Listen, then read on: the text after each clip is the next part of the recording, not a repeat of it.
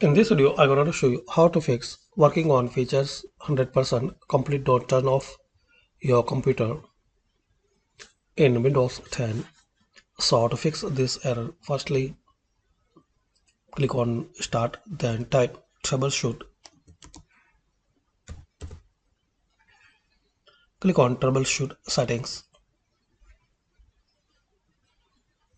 In here, click on Additional Troubleshooters. Click on Windows Update. Resolve problems that prevent you from updating Windows. So click here. Then click on Run the troubleshooter. Now wait for a while till this procedure will be complete, and after when this procedure will be complete, you need to restart your PC. So hopefully friends, by using this easy and simple method, this error will be fixed. Thanks for watching.